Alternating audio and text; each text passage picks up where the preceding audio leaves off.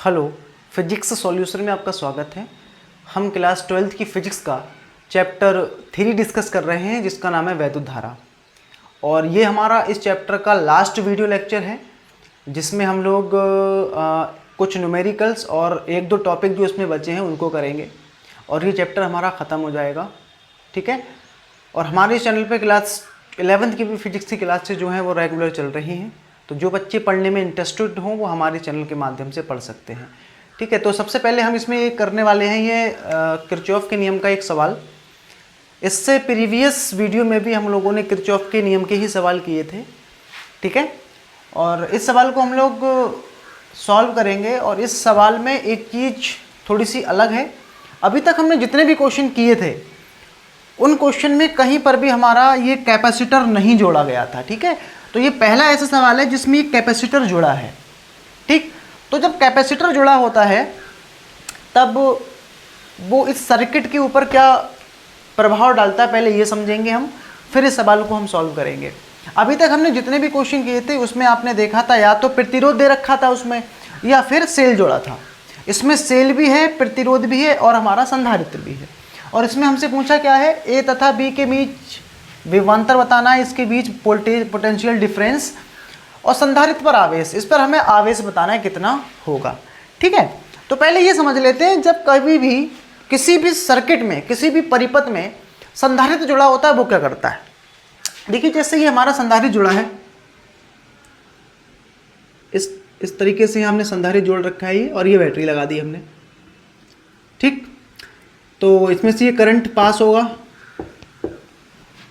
तो अगर हम बात करें स्टार्टिंग की t बराबर 0 पर, तब इस संधारित्र का जो प्रतिरोध होता है वो कितना होता है, 0 होता है। ये मैं बात कर रहा हूं t बराबर 0 पर, मतलब तुरंत ये धारा को परिपथ में जाने देता है, तुरंत की अगर हम बात करें तो। और जैसे जैसे हम इसको बैटरी से जोड़ के छोड़ देते हैं, जैसे जैसे हमारा टाइम गुजरता है, जैसे जैसे हमारा ये टाइम बढ़ता जाता है, उसी के साथ साथ इसका प्रतिरोध बढ़ता है और देखते देखते क्या हो जाता है, अनंत हो जाता है इसका प्रतिरोध। और जब प्रतिरोध अनंत होगा तो ये संधारित्र क्या करेगा, धारा को आगे प्रवाहित नहीं होने देगा। ठीक है। तो ये क्या करेगा, धारा को यहीं रोक देगा जब इसका प्रतिरोध क्या हो जाएगा, अनंत हो जाएगा। सेम कंडीशन यहां पर है, ये प्रतिरोध हमने जोड़ के रखा है। अब आप देख सकते हो इस वाले तार में ये जो संधारित्र लगा है, धारा प्रवाहित होना, ये वाला संधारित्र जो है इस तार में धारा प्रवाहित नहीं होने देगा। ठीक है। तो यहां पर इस वाले तार में धारा का मान कितना हो जाएगा, 0 हो जाएगा। ठीक है। तो इस वाले तार में हमारा धारा का मान 0 हो जाएगा। तो इस सेल से जो भी करंट निकलेगी वो सारी कहां जाएगी, इसको मान लेते हैं I। तो सारी करंट ये ऐसे इस परिपथ में इस टाइप से फ्लो होगी ये। ठीक। ऐसे ये प्रवाहित होगी करंट ये। ठीक। क्योंकि इसमें करंट का मान तो होगा नहीं, 0 होगी करंट, तो हमारा धारा ये ऐसी प्रवाहित होती रहेगी। तो हम क्या कर सकते हैं, केवल इसमें किरचॉफ का दूसरा नियम लगा के, KVL वोल्टता का नियम लगा के हम क्या करते हैं, पहले I का मान निकाल लेते हैं जिससे हमें ये पता चल सके कि आखिर इस परिपथ में धारा कितनी प्रवाहित हो रही है। तो हम क्या करते हैं, उसके लिए केवल हमें एक ही पॉस लेने की आवश्यकता है। इसमें धारा है नहीं तो केवल हम ये बड़ा वाला पॉस ले लेंगे। इसको मैं कुछ मान लेता हूँ, इसको P और इसको मैं Q कह देता हूँ। ठीक है। P और Q। और मान लेते हैं इसमें हम ऐसे चल रहे हैं, ये हमारी चलने की दिशा हो गई, धारा हमने बांट दी, चलने की दिशा ये हो गई। अब हम क्या करेंगे, इसमें इस बंद पॉस में ले लेंगे, बंद पॉस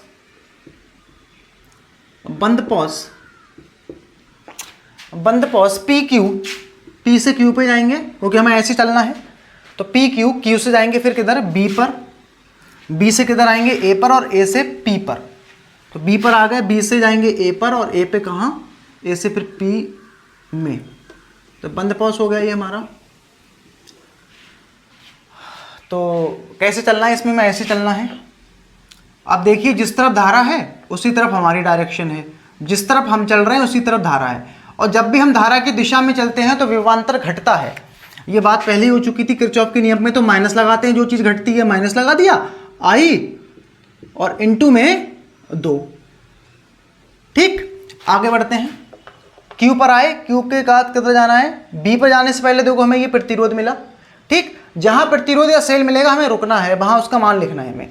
तो नीचे आए, देखो धारा भी नीचे आ रही है और हम भी नीचे जा रहे हैं, मतलब हम भी धारा की दिशा में हैं। तो फिर से हमें क्या करना पड़ेगा, माइनस लेना पड़ेगा, माइनस का I इंटू 3। ठीक, इधर आके दोबारा से हमें ये रेजिस्टेंस मिल गया, एक प्रतिरोध मिल गया। जिस तरफ हम जा रहे हैं उसी तरफ हमारी धारा है, तो हम क्या करेंगे, इसको माइनस कर देंगे। माइनस का I इंटू में 1, इंटू में 1।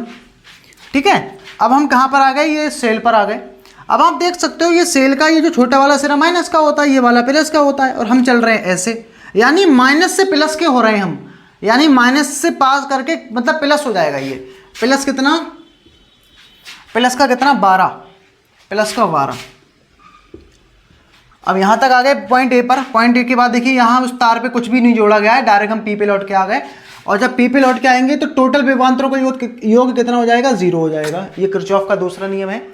तो इसको थोड़ा सॉल्व करके हम आई का मान निकाल सकते हैं। ये हो जाएगा 2i, ये हो जाएगा आपका 3i, ये हो जाएगा आपका माइनस का 1i, और इक्वल टू माइनस का 12। 12 को इधर ले गई, ये माइनस का हो जाएगा। तो ये हो जाएगा माइनस का 6i इक्वल टू माइनस के 12। इसको काट देंगे तो ये हो जाएगा आपका 2। तो आई का यहाँ मान आ रहा है 2 एम्पियर।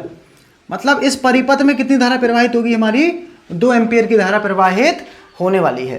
ठीक, अब हमें क्या बताना है, ए तथा बी के बीच विभवांतर कैसे निकालेंगे। विभवांतर ए तथा वी के मध्य, ए तथा वी के मध्य विभवांतर निकालते हैं। ए तथा वी के मध्य विभवांतर, तो मान लेते हैं इस पॉइंट ए का जो विभवांतर है इसको क्या मान लेते हैं, इसको बोल देते हैं वी ए बोल देते हैं। तो हमें ए से बी की तरफ जाना पड़ेगा, क्योंकि हमसे पूछा क्या है, ए और बी के बीच का विभवांतर पूछा है। तो ए से हम कहाँ जाएंगे, बी पर। तो ए पॉइंट ए का विभवांतर क्या मान लेते हैं, ए मान लेते हैं। अब हमें जाना है इधर। अब आप देखो हम इधर जाएंगे तो ये बड़े वाले सेल से, ये सेल का हम बड़ा वाला सिरे से छोटे वाले सिरे की तरफ पहुँचेंगे, यानी ज़्यादा से कम मिलेगा। और कम की चीज़ हम कैसे लिखते हैं, माइनस में लिखते हैं। माइनस कितना 12 हो जाएगा ये। ठीक है, आगे बढ़ गए हम। अब आप देखिए हम जा रहे हैं इधर और धारा आ रही है इधर। अपोजिट है मामला, अपोजिट होता है तो प्लस करते हैं। प्लस क्या होगा, I इंटू 1, और I का मान हमने ऊपर निकाल लिया तो ये हो जाएगा 2 इंटू 1। दोबारा हम कहाँ आ गए, 1 पर आ गए। तो देखिए ये हमारा बंद पॉस नहीं है। जब हम 1 पे लौट के आएंगे तो हम इसको बराबर लिखेंगे, बराबर वी। 0 कब लिखते हैं, 0 जब लिखा जाता है जब पूरा हमारा कैसा पॉस होता है, बंद पॉस होता है।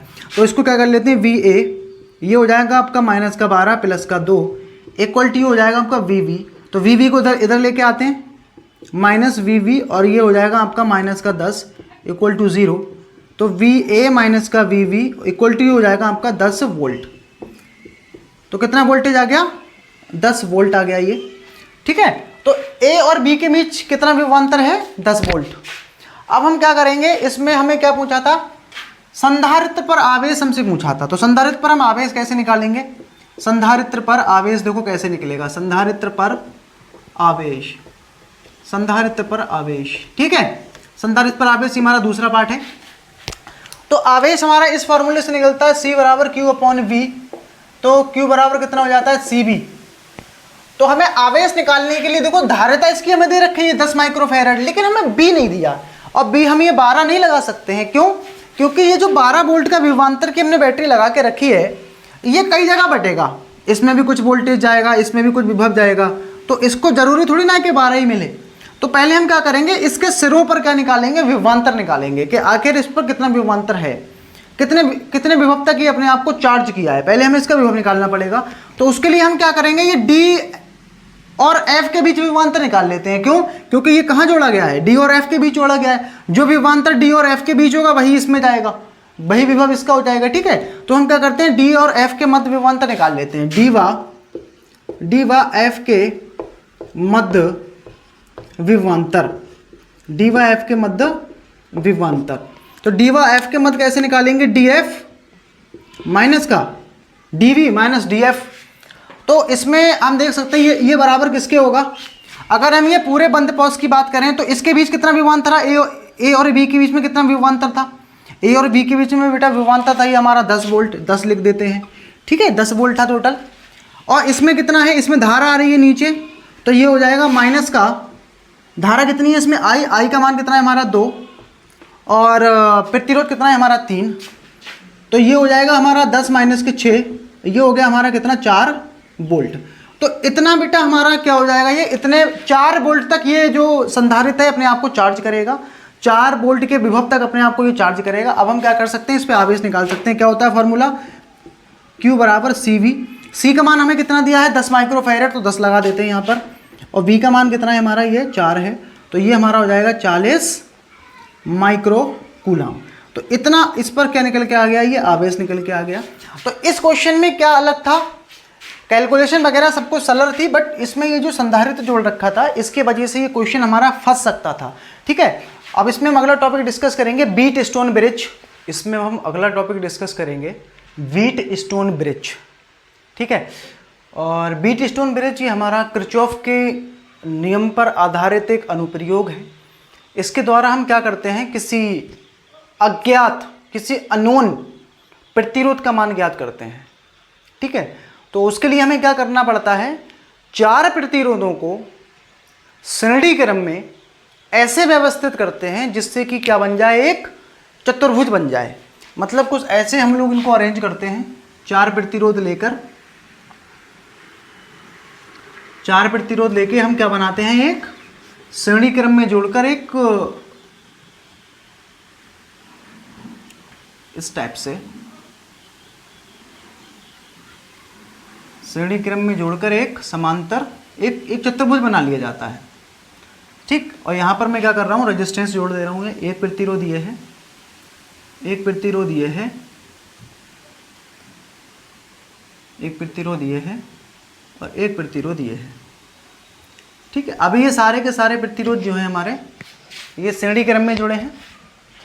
ठीक, और इन चारों प्रतिरोधों को जोड़ के हमने क्या बना लिया, एक चतुर्भुज।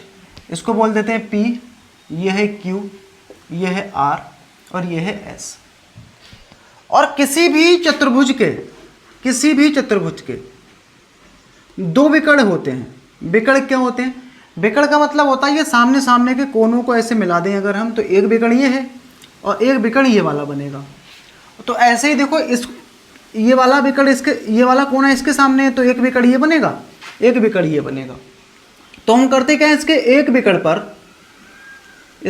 विकर्ण पर धारा मापी जोड़ देते हैं, और इसके धारा मापी के साथ हम क्या करते हैं,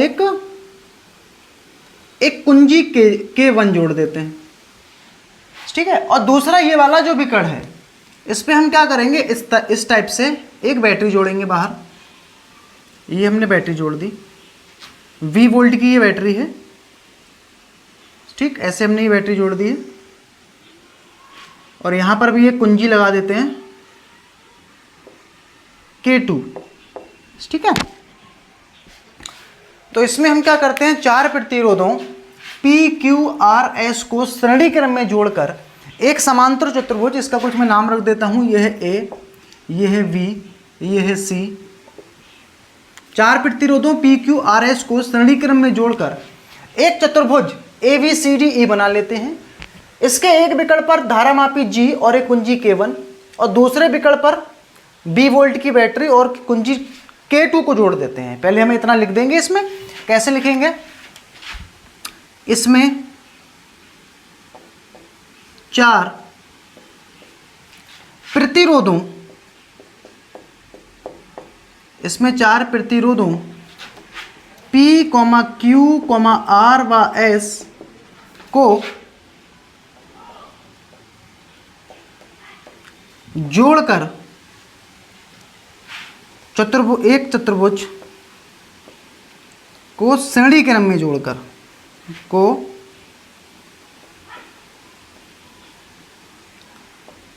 श्रेणी क्रम में जोड़कर एक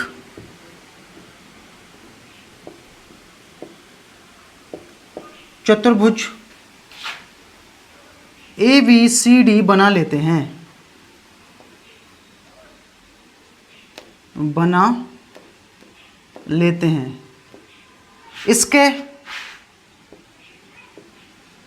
इसके एक विकर्ण पर धारा मापी G व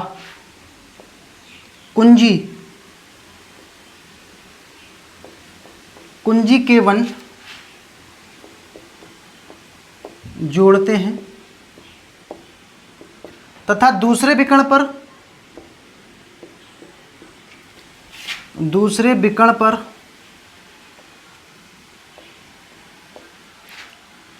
B वोल्ट की बैटरी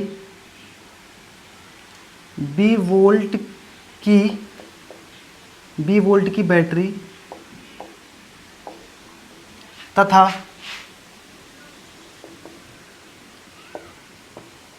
कुंजी K2 जोड़ते हैं। ठीक है, तो इसमें हम क्या करते हैं, 4 प्रतिरोध PQRS को श्रेणी क्रम में जोड़कर एक चतुर्भुज बनाते हैं। चतुर्भुज के एक विकर्ण पर धारामापी G और कुंजी K1 जोड़ देते हैं। दूसरे विकर्ण पर B वोल्ट की बैटरी और कुंजी K2 जोड़ दी जाती है। ठीक है, अब हम क्या करेंगे, व्हीट स्टोन ब्रिज की शर्त डिस्कस करेंगे, फिर इसको प्रूफ करेंगे। व्हीट स्टोन सेतु का प्रतिबंध का मतलब होता है शर्त। क्या शर्त होती है इसकी? शर्त ये होती है, अगर ये हमारा पॉइंट B है, इसका विभव, पॉइंट B का विभव और पॉइंट D का विभव आपस में क्या हो जाएं, बराबर हो जाएं। पॉइंट V का विभव और पॉइंट D का विभव आपस में क्या हो जाएं, बराबर हो जाएं। तो ये जो BD में जो धारा होगी, BD में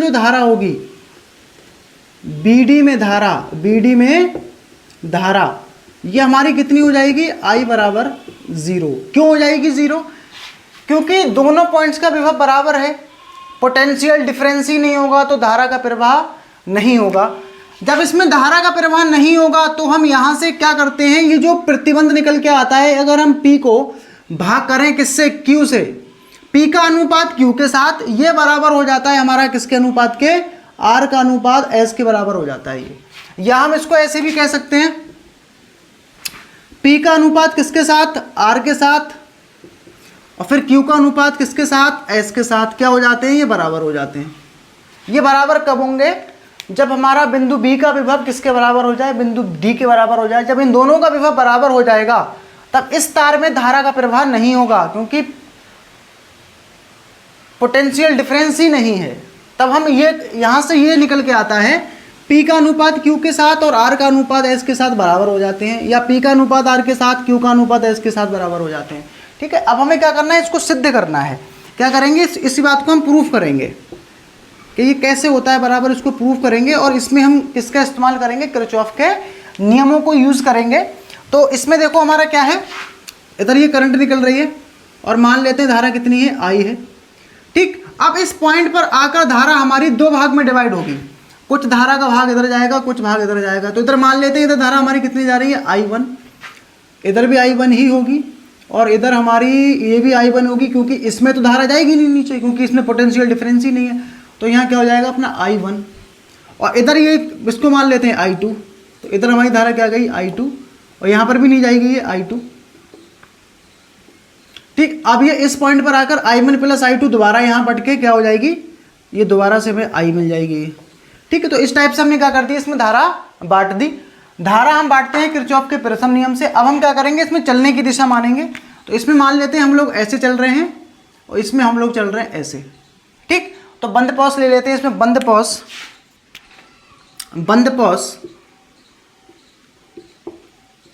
पॉज कौन सा वाला, पहले ये ले लेते हैं, हमें ऐसे चलना है इसमें क्लॉकवाइज। तो ए से पहले बी पे जाएंगे, बंद pause, A B D A में। ठीक है, किरचॉफ के द्वितीय नियम से। तो यहां से हम ऐसे चलेंगे। अब जिस तरफ हमें उसी तरफ धारा है तो माइनस करना पड़ेगा, माइनस का I1, और प्रतिरोध हमारा कितना है, Q है, सॉरी P है प्रतिरोध। यहाँ आ गए घूम के, इसमें तो धारा है नहीं। अब हमें क्या मिलेगा, ये R2 वाला, ये R2 धारा वाला प्रतिरोध मिलेगा। अब हम जा रहे हैं ऊपर, धारा आ रही है नीचे, अपोजिट है मामला, तो प्लस कर देते हैं, प्लस लगेगा धारा की दिशा में जाने पर घटती है धारा और धारा के विपरीत जाने पर बढ़ती है, विभव बढ़ता है। तो ये हो जाएगा I2 इंटू आर, I2 इंटू में आर, इसको कर देते हैं बराबर 0। तो यहाँ से I2 इंटू आर ये हो जाएगा अपना, या इसको यहीं रख देते हैं, तो ये माइनस का I1 इंटू पी, ये हो जाएगा माइनस का I2 इंटू आर। तो इस आई माइनस से माइनस कैंसिल, तो I1 इंटू पी ये हो जाएगा आपका I2 इंटू आर। इसको मान लेते हैं इक्वेशन नंबर 1। अब हम ये वाला बंद पॉज लेंगे, बंद पॉज कौन सा वाला, इसमें हमें ऐसे चलना है अपोजिट, तो डी से चलते हैं, डी सी वी डी में, ठीक। इसमें मान लेते हैं हम लोग किरचॉफ का नियम लगा देते हैं, किरचॉफ का दूसरा नियम। तो इसमें हमें ऐसे चलना है, देखिए जिस तरफ हम जा रहे हैं उसी तरफ धारा है, तो कैसे लिखेंगे हम लोग, माइनस में लिखेंगे, माइनस का I2 इंटू एस, ठीक। आगे आए हम लोग, अब हम जा रहे हैं ऊपर, धारा है नीचे, तो प्लस करना पड़ेगा, प्लस का I1 इंटू का Q, I1 इंटू क्यू, ये हो गई इक्वल टू 0, लौट के वहीं आ गए हम। और ये इसको रख देते हैं माइनस, ये I1 into Q equal to ये माइनस का, इसको इधर कर देते हैं, ये प्लस हो जाएगा, ये I2 इंटू में S। ये हो गया आपका समीकरण नंबर 2। अब हम क्या करेंगे, समीकरण 1 को 2 से डिवाइड कर देंगे। समीकरण, इससे आगे मैं यहाँ लिख देता हूँ, समीकरण 1 डिवाइडेड बाय समीकरण 2। समीकरण 1 का है हमारी, समीकरण 1 है ये I1, समीकरण 1 है हमारी I1 इंटू में P equal to I2 into R. इसको भाग करना है इससे, I1 into Q equal to I2 into S. यहाँ से I1 कट जाएगा, यहाँ से I2 कट जाएगा, तो ये हो जाएगा P अपॉन में Q equal to R upon में S। तो ऐसे देखिए ये हमारा प्रूफ होके आ चुका है, ठीक है। या तो आप ये बात को प्रूफ कर दें या फिर ये बात प्रूफ कर दें, दोनों ही बातें सही हैं ये, ठीक। तो ये था हमारा बीट स्टोन ब्रिज, इस पर हम क्वेश्चन कर लेते हैं 1-2, फिर ये हमारा जो चैप्टर है कंप्लीट हो जाएगा। तो इसमें हमारा बीट स्टोन ब्रिज का ये पहला क्वेश्चन है। इसमें लिखा है यदि परिपथ संतुलित बीट स्टोन सेतु की संतुलन की अवस्था में हो तो आर का मान हमें ज्ञात करना है। अगर ये बीट स्टोन ब्रिज की संतुलन अवस्था है तो इस वाले तार में धारा का प्रवाह नहीं होगा, ठीक। और जब धारा प्रवाहित नहीं होगी तो हम क्या कर सकते हैं, इसको इससे अगर भाग करें, 4 को भाग किससे करें, R से, या और फिर हमें इसकी भाग 2 से भाग करनी पड़ेगी, किसकी, 50 की, ठीक। तो यहाँ कितना हो जाएगा, ये R बराबर 100 ओम, ठीक है। तो ऐसे भी हम आंसर निकाल सकते हो, या फिर हम ऐसे कर सकते हैं, 4 को भाग किससे कर दें, 2 से, तो ये R की भाग हमें किससे करनी पड़ेगी, 50 से, तब भी हमारा आंसर सेम ही आएगा 100, ठीक है। तो जैसे भी हम निकालेंगे सेम ही आएगा, ठीक। तो हमसे यहाँ R का मान पूछा था और ये क्वेश्चन में बीट स्टोन ब्रिज की संतुलन की अवस्था दी थी, तो ऐसे हमारा R का मान ये कितना आएगा निकल के, 100 ओम, ये हमारा मान निकल के आ जाएगा, ठीक है। अगला क्वेश्चन करते हैं, दूसरा क्वेश्चन है, इसमें लिखा है संलग्न चित्र में प्रत्येक प्रतिरोध 2 ओम का है, बिंदुओं ए व बी के बीच तुल्य प्रतिरोध ज्ञात कीजिए, ठीक है। देखिए इस क्वेश्चन को हम कैसे लगाएंगे, और ये हमारा ये जो क्वेश्चन है ये बीट स्टोन ब्रिज का क्वेश्चन है, ठीक है। तो कैसे इसको सॉल्व करेंगे, तो इसमें अगर हम अभी डायग्राम की बात करें तो ये हमारा जो डायग्राम है अभी बीट स्टोन ब्रिज की तरह नहीं लग रहा है। तो अगर हम ध्यान से देखें, अगर हम इस वाले पॉइंट को, ये तार जोड़ा है, एक तार ये है और एक तार ये है, इसको पकड़ के अगर हम खींच दें ना, ये वाला तार पकड़ के अगर हम नीचे को थोड़ा खींच दें तो ये कुछ ऐसा दिखने लगेगा। ये देखिए हमारा प्रतिरोध कौन सा वाला जोड़ा है, ये 2 ओम का प्रतिरोध है, ठीक। कुछ ऐसा दिखेगा, ये हमारा 2 ओम का प्रतिरोध था, और ये वाला हमारा कौन सा प्रतिरोध है, ये वाला भी हमारा इधर 2 ओम का प्रतिरोध है, ठीक है। हमने क्या किया है, इस वाले तार को खींचा है पकड़ के, इस वाले तार को पकड़ के खींचेंगे ना, और नीचे खींचेंगे तो ये थोड़ा ऐसे हो जाएगा, मतलब ये कुछ ऐसे हो जाएगा, ठीक। और ये वाला तार है, ये कुछ ऐसे आके यहाँ ऐसे जुड़ जाएगा, ये कुछ ऐसे, और ये आ जाएगा फिर सामने कुछ यूं, ठीक है। और इन सबसे ये नीचे एक प्रतिरोध जोड़ा है, इसकी नीचे एक प्रतिरोध जोड़ देते हैं इस टाइप से। ये कितने का है, ये हमारा कितने का है, ये हमारा है 2। सारे प्रतिरोध 2-2 ही हमारे जो है ओम के प्रतिरोध हैं। ये वाला भी 2 ओम, ये वाला भी 2 ओम, ये वाला भी 2 ओम, और ये वाला भी 2 ओम।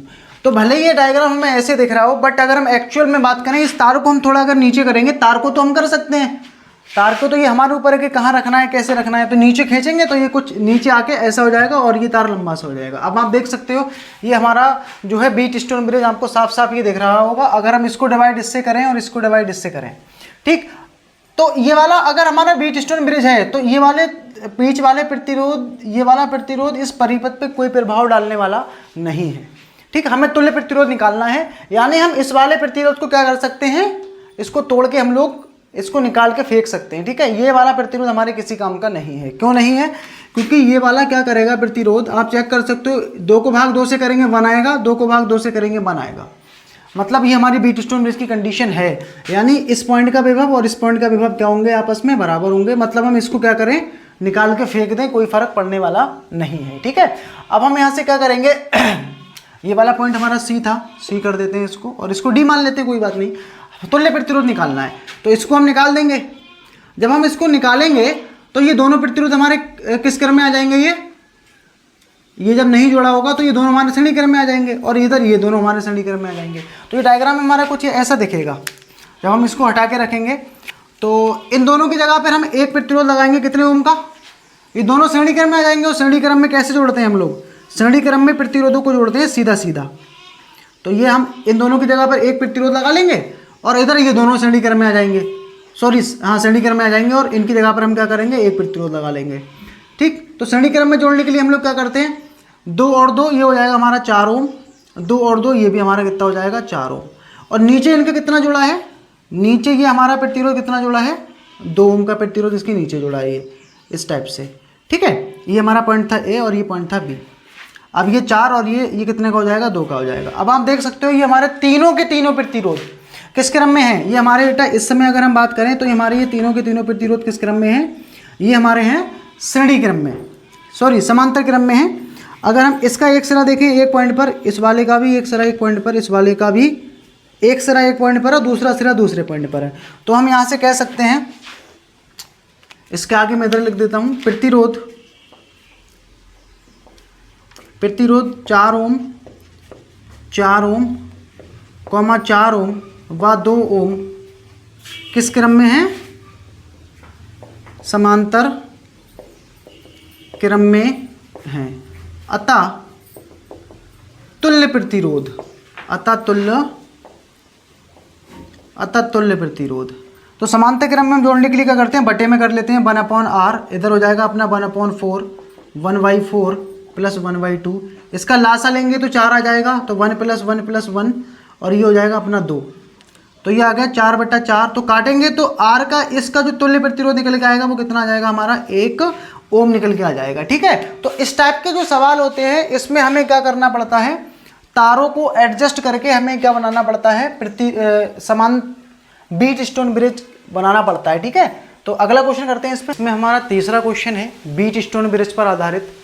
इसमें लिखा है, संलग्न चित्र में प्रदर्शित परिपथ में यदि 10 ओम के प्रतिरोध में धारा 0 हो तो गणना कीजिए। x का मान ज्ञात करना है, 4 ओम में धारा, 3 ओम में धारा, 12 ओम में धारा, और स्रोत द्वारा दी गई शक्ति हमें यहाँ ज्ञात करनी है, ठीक है। तो ये डायग्राम को पहले हम क्या करते हैं, बीट स्टोन ब्रिज की फॉर्म में डिनोट कर लेते हैं। कैसे दिखता है ये, फिर कैसे बनेगा, ये वाला जो पॉइंट है, ये वाला पॉइंट, इसको हम क्या करेंगे, थोड़ा सा नीचे पकड़ के खींच देंगे, तो ये सिंपली हमारा क्या हो जाएगा, बीट स्टोन ब्रिज बन जाएगा कुछ ऐसे। ये हमारा सिंपली बीट स्टोन ब्रिज बन जाएगा ये, ठीक। एक प्रतिरोध हमारा ये है लगा हुआ, और एक प्रतिरोध हमारा ये लगा है, ठीक है। अब जब हम इसको नीचे खींचेंगे तो ये हमारा कुछ ऐसे हो जाएगा, ठीक। और ये वाला थोड़ा बड़ा करके इसको जब नीचे खींचेंगे तो ये वाला तार ऐसे हो जाएगा ये, ठीक है। तो यहाँ पर एक प्रतिरोध हमारा जुड़ा हुआ है और एक प्रतिरोध हमारा ये यहाँ पर जुड़ा है। इसको फाइनली हम ऐसे जोड़ देंगे। अब ये 10 ओम हमारा कहाँ आ जाएगा, ये ऐसे सामने आ जाएगा, ये इस टाइप से। और नीचे वाला तार तो हमारा ऐसे ही रहेगा। नीचे हमने क्या क्या जोड़ के रखा था, एक प्रतिरोध ये जोड़ा है और 5 वोल्ट की यहाँ पर बैटरी जुड़ी है, ठीक। तो ये 5 वोल्ट हो गया और इस पे सारे मान रख देते हैं। ये वाला हमारा 4 ओम का ये वाला प्रतिरोध है, 4 ओम का ये वाला प्रतिरोध हमारा 4 ओम का है, ये वाला 4 ओम का प्रतिरोध है। तो ये हो गया हमारा 4 ओम, ठीक। और ये वाला प्रतिरोध कितने का था, 3 ओम का था। ये वाला 6 ओम का था। ये वाला जो है 10 ओम है और ये वाला हमारा जो है ये X है और ये 12 ओम है, ठीक। तो इसमें इस डायग्राम को हम लोग क्या करेंगे, पहले ऐसे शो कर लेंगे। अब आप देख सकते हो साफ साफ ये हमारा व्हीटस्टोन ब्रिज बन चुका है और इसमें लिखा भी है कि 10 ओम के प्रतिरोध में धारा कितनी है, 0 हो। मतलब जब इसमें धारा 0 है तो धारा 0 कब होगी, जब हमारा इस पॉइंट का विभव किसके बराबर हो, इसके बराबर हो। जब ये दोनों पॉइंट्स के विभव बराबर हो जाते हैं तब हम क्या करते हैं, इसको अगर हम इससे डिवाइड करें और इसको हम इसको डिवाइड करें तो हमारा क्या होता है, बराबर अनुपात निकल के आता है, ठीक है। तो क्या करेंगे हम इसमें यहाँ पे सॉल्व करते हैं इसको। यह एक व्हीट स्टोन सेतु की क्या है, अवस्था है। जब व्हीट स्टोन सेतु की अवस्था क्यों है, क्योंकि 10 ओम में धारा 0 है। तब हम क्या कर सकते हैं, अगर इस 3 को हम डिवाइड करें किससे, 6 से, तब हमें डिवाइड करना पड़ेगा x को किससे, 12 से। तो यहाँ से हम x का मान निकाल लेंगे, कितना आ जाएगा ये, तो 3 एकम 3 और 3 दूनी 6 और ये काट देंगे 6। तो x का यहाँ से हमारा मान आ गया कितना, 6 ओम, ठीक। x का मान हमारा कितना आ चुका है, ये 6 ओम आ चुका है, ठीक है। अब 4 ओम में हमें प्रतिरोध, 4 ओम के प्रतिरोध में हमें धारा ज्ञात करनी है, ठीक। तो धारा के लिए हम क्या करेंगे, अगर यहाँ पर हमारी करंट ये I आ रही है तो I जो हमारा ये करंट है ये कई जगह बटेगा। यहाँ पर जाएगा ये I1, ठीक, इसमें धारा जाएगी नहीं, ये भी हमारा I1, ये भी हमारा I1, ठीक। और इधर हम मान लेते हैं कितना, I2, ये भी I2 हो जाएगा, इधर भी धारा नहीं जाएगी, I2 और ये I2, ठीक। तो पहले हम क्या करते हैं, ये जो धारा निकालने के लिए, I का मान निकालने के लिए हम क्या करेंगे, इस परिपथ के पहले तुल्य प्रतिरोध हमें निकालना पड़ेगा, ठीक है। तो परिपथ का तुल्य प्रतिरोध, ये हमारा पहला वाला पार्ट जो है ये सॉल्व हो चुका है। जो इसमें हम x का मान पूछा था, ये पहला पार्ट हमारा सॉल्व हो गया, ठीक। अब दूसरे पार्ट के लिए हम क्या करेंगे, पहले हम यहाँ से I का मान निकालते हैं। कैसे निकलेगा I का मान, पहले इधर का तुल्य प्रतिरोध ज्ञात कर लेते हैं। तुल्य में ये प्रतिरोध कुछ प्रभाव डालेगा नहीं क्योंकि इसमें धारा ही नहीं है। तो ये दोनों प्रतिरोध हमारे फिर किस क्रम में हो जाएंगे, 3 ओम और 6 ओम। दूसरा पार्ट यहाँ से सॉल्व करता हूँ मैं। दूसरा पार्ट 3 ओम व 6 ओम किसमें है, हमारे श्रेणी क्रम में है, तथा और कौन से श्रेणी क्रम में है, फिर ये x बोले तो कौन, x का मान कितना निकाल लेते हैं हम लोग, 6, यानी 6 ओम व कौन सा 12 ओम। ये वाले भी हमारे किस क्रम में है, श्रेणी क्रम में है, श्रेणी क्रम में है। तब इनका हम तुल्य प्रतिरोध निकालेंगे। श्रेणी क्रम में हम क्या करते हैं, सीधा सीधा जोड़ देते हैं। तो सीधा सीधा जोड़ने के लिए हमें क्या करना पड़ेगा, ये देखो पॉइंट है, इन दोनों की जगह पर हम 1 लगा देंगे, एक प्रतिरोध, ठीक। और यहाँ पर मैं इन दोनों की जगह पर 1 लगा दूंगा।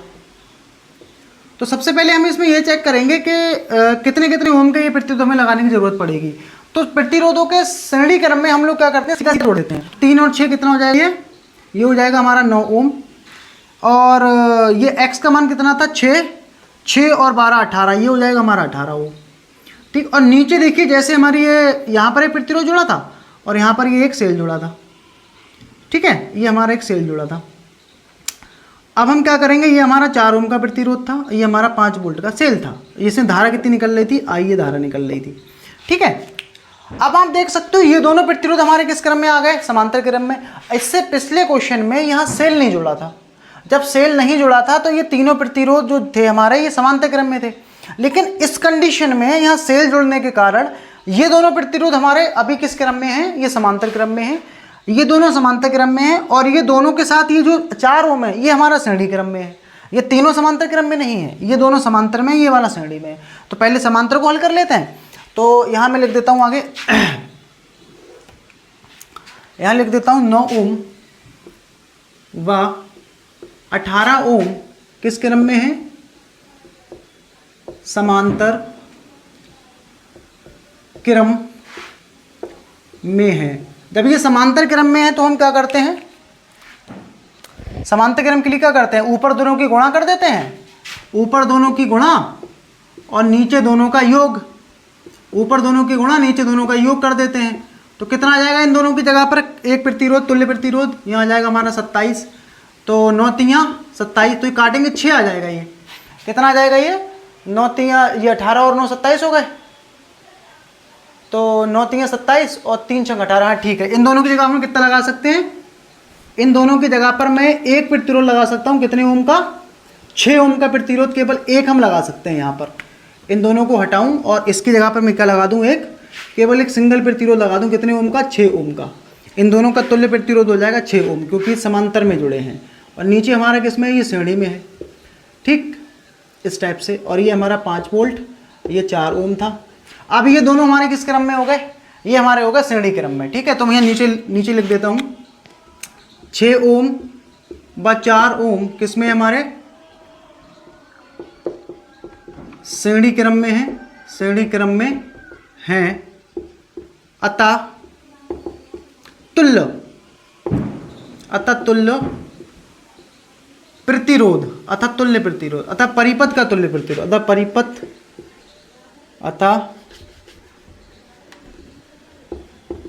अतः परिपथ का तुल्य प्रतिरोध, तुल्य प्रतिरोध के लिए हम लोग क्या करते हैं, सीधा सीधा जोड़ देते हैं। अगर श्रेणी क्रम में है तो तुल्य को मैं R बोल देता हूँ, तो ये कितना हो जाएगा, 6 + 4 = 10 ओम। तो ये तुल्य प्रतिरोध कितना आ रहा है इसका, 10 ओम। तो हम क्या करेंगे, ओम का नियम लगा के इसमें हम I का मान निकाल लेंगे। I का मान कितना आएगा, ओम के नियम से, ओम के नियम से क्या कहता है ओम का नियम, B बराबर IR। B का बेटा मान कितना है, V का हमारा मान है यहाँ 5 वोल्ट है, देख सकते हैं यहाँ 5 वोल्ट, और इंटू I, और ये जो R है, R का मान हो जाएगा हमारा 10, तो I बराबर आ जाएगा ये 5/10 = I, तो I का मान आ जाएगा 0.5 एम्पियर। ठीक, तो टोटल ये तो धारा है हमारी कितनी है, 0.5 एम्पियर। और ये 0.5 एम्पियर की अगर हम बात करें तो इतना ही करंट हमारा किसमें है, ये 4 ओम के प्रतिरोध में है, तो 4 ओम के प्रतिरोध में धारा भी कितनी हो जाएगी, 4 ओम में धारा, 4 ओम में धारा, तो 4 ओम में धारा हमारी कितनी हो जाएगी, 0.5 सॉल्व हो चुका है, क्योंकि I इस प्रतिरोध में प्रवाहित हो रही है, I धारा। ठीक है, तो जो I का मान है वही इसमें धारा हो जाएगी। अगला हमें बताना है इसमें क्या, 3 ओम के प्रतिरोध में धारा, 3 ओम हमारा ये है, और इसमें धारा कौन सी है, I1, और हमें किसमें बताना है, 12 ओम में धारा। तो यहाँ से हम एक चीज़ कह सकते हैं, I का मान किसके बराबर है, I1 + I2। तो I1 में अगर हम I2 जोड़ दें तो ये किसके बराबर हो जाएगा, I के बराबर, और I कितना है, I है हमारा 0.5। तो हम यहाँ से कह सकते हैं इसको समीकरण 1 मान लेते हैं। ठीक, समीकरण 1 मान लेते हैं, और इस वाले पॉस में हम लोग क्या करते हैं, किरचॉफ का दूसरा नियम लगा लेते हैं। तो इसको मैं समझ लेते हैं, ऐसे हम लोग चल रहे हैं। तो बंद पॉस कौन सा वाला, ये वाला मैं बंद पॉस ले रहा हूँ, और इस वाले बंद पॉस में हम लोग एक ही बंद पॉस है, इसको बंद पॉस 1 में। ठीक, बंद पॉस 1 में हम लोग क्या करेंगे, इसमें चलना प्रारंभ करेंगे, और ऐसे हम लोग चलेंगे। तो ऐसे आए तो जिस तरफ धारा उसी तरफ हम, तो ये हो जाएगा माइनस का I1 इंटू 3। ठीक है, ऐसे आ गए। देखिए इसमें धारा है नहीं, ऊपर बोल के रखा है उसने, तो इसमें धारा 0 है तो इसका पोटेंशियल विभव भी नहीं होगा। तो ऐसे आए, देखो माइनस है, धारा नीचे, हम ऊपर जा रहे हैं, तो क्या करना पड़ेगा हमें, प्लस करना पड़ेगा। प्लस का प्लस का कितना हो जाएगा ये I2 इंटू एक्स, और x का मान हम लोग निकाल चुके थे, कितना आया था 6 आया था। अब देखिए लौट के हम लोग ए से इस पॉइंट पे चले थे, वहीं पर आ गए लौट के, तो इसको हम क्या मान लेते हैं, इसको 0 कह देते हैं। ठीक, तो वैसे भी पॉइंट दे भी रखे थे, ये वाला पॉइंट हमारा B था और ये वाला A हो जाएगा और ये वाला कौन सा हो जाएगा, C हो जाएगा। ठीक है, अब हम यहाँ से क्या करेंगे, इसको हम मान ले, इसको चलो सॉल्व कर लेते हैं। -3I1 प्लस का 6I2 इक्वल टू 0 हो जाएगा ये। ठीक है, तो इसको हम मान लेते हैं समीकरण नंबर 2। यहाँ से समीकरण 1 और 2 को हल करेंगे, समीकरण 1 और 2 को हल करेंगे तो हमें 3 ओम में 12 ओम में धाराएं मिल जाएंगी। ठीक, तो इसको थोड़ा सॉल्व कर लेते हैं समीकरण 1 और 2 को। तो एक काम करते हैं, पहले इधर का मैं यहाँ मिटा देता हूँ।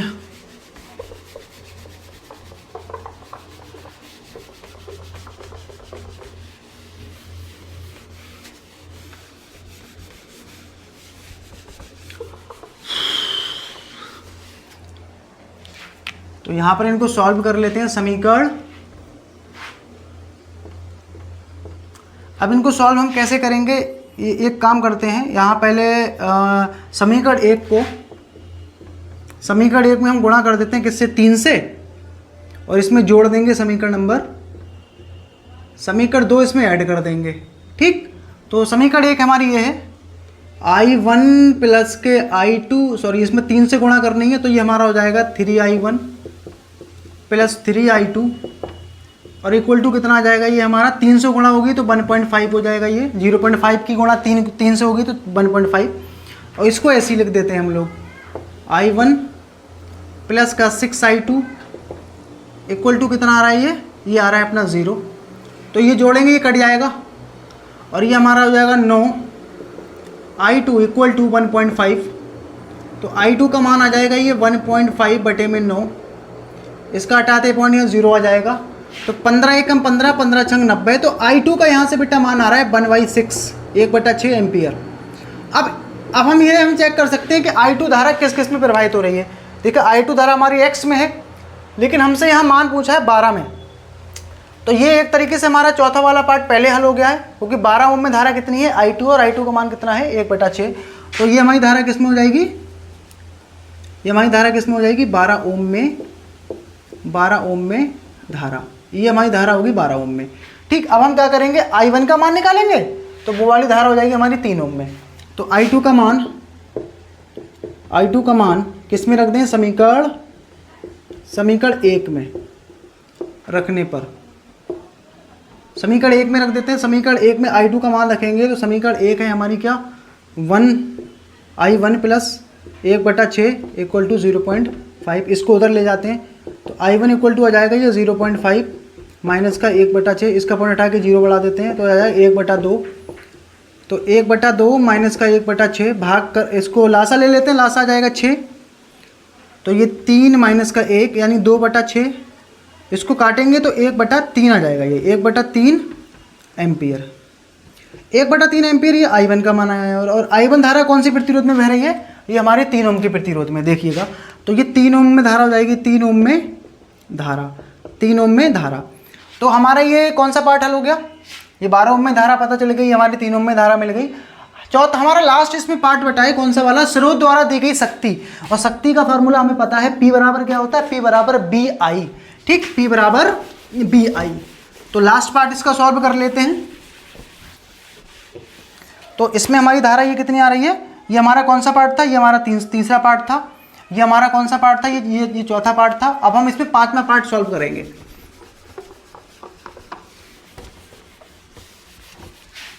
तो 5वें पार्ट में हमें क्या बताना है, इसमें शक्ति बतानी है, स्रोत द्वारा ली गई शक्ति। तो ये 5वां पार्ट है। ठीक, और शक्ति स्रोत द्वारा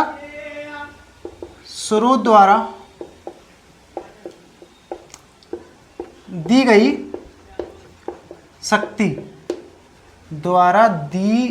शक्ति, ठीक। तो फॉर्मूला होता है हमारा इसमें P बराबर VI। तो स्रोत का वोल्टेज कितना है, स्रोत का वोल्टेज है 5, और धारा कितनी है, I का मान हम निकाले थे, I1 प्लस I2 का मान आया था कितना 0.5। तो ये आ जाएगा 2.5 वाट। ठीक, तो ये हमारे इसमें पांचों पार्ट जो हैं सॉल्व हो चुके हैं। तो हमें क्या करना पड़ेगा, पहले बीच स्टोन ब्रिज की तरह इसे शो करना पड़ेगा और फिर उसके बाद हम इसको ऐसे सॉल्व कर सकते हैं। ठीक है, तो ये हमारा इसमें चैप्टर 3 है, यहाँ पर कंप्लीट हो चुका है। अब हम इसमें डिस्कस करेंगे चैप्टर 4 विद्युत धारा का चुंबकीय प्रभाव। तो मिलते हैं नेक्स्ट वीडियो में। अगर आप हमारे चैनल पर नए हों तो चैनल को सब्सक्राइब कर लें, जिससे कि कोई भी वीडियो किसी भी चैप्टर की अगर आए तो आप तक पहुंच सके। ठीक है, तो मिलते हैं नेक्स्ट वीडियो में। Thank you.